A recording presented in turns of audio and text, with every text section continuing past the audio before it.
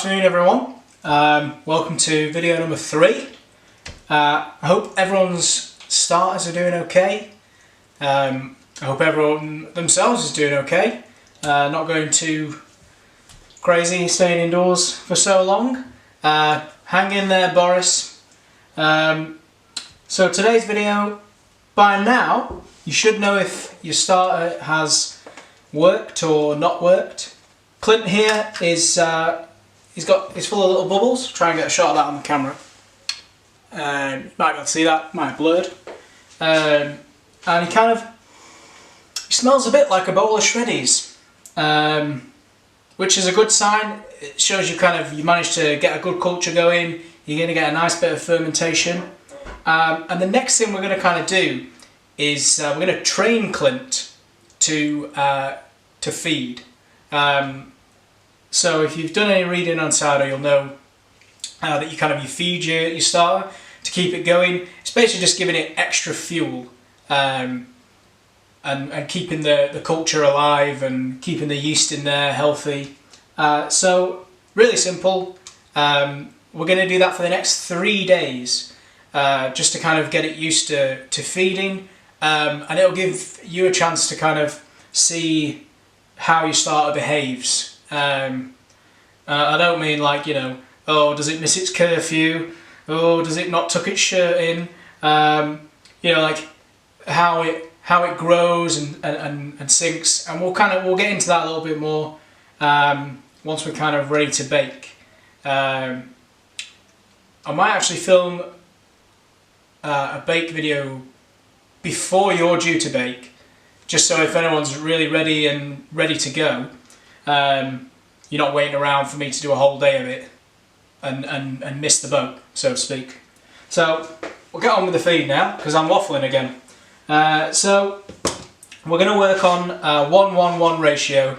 So whereas we started with 50 grams of flour, 50 grams of water, 50 grams of feed, we're going to do that same feed, that same mix, sorry, so 50 grams of feed, 50 grams of water, but we're going to put 50 grams of Clint in there. And then he'll grow on that. So you just need the same equipment as before: your bowl, your mixer, your weighing scales, your water, and you can clean the tub while he's in the bowl and put him straight back in there, or I've just got another tub ready to go. Same thing, clear plastic just so you can see what's going on. So, right, okie dokie. So I'm going to weigh out 50 grams of water, again lukewarm.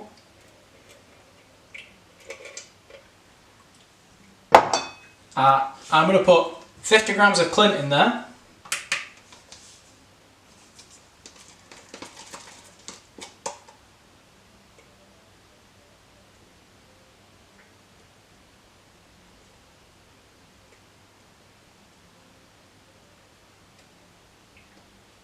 Okay,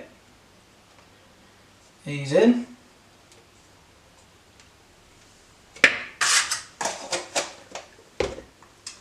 And then I'm going to take 50 grams of feed. Oh, get a spoon.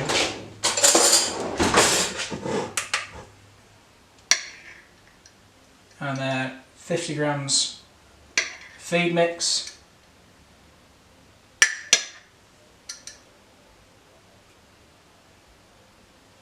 Straight on top of that. And then we're going to do the same as we did the other day, just with a silicone spatula. You can do it with your hands if you really want to get in there and get to know Clint, or whatever you've called your starter. We're just going to mix that all together. Okay.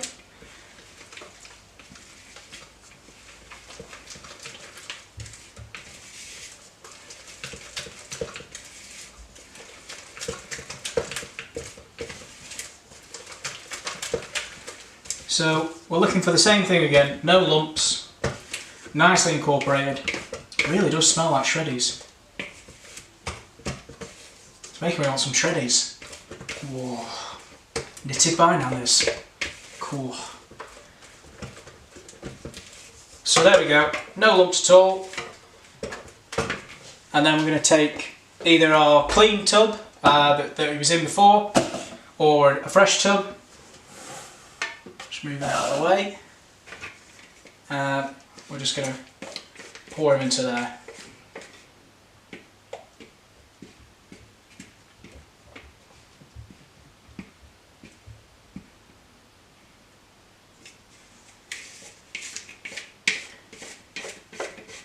That's it. In your pot.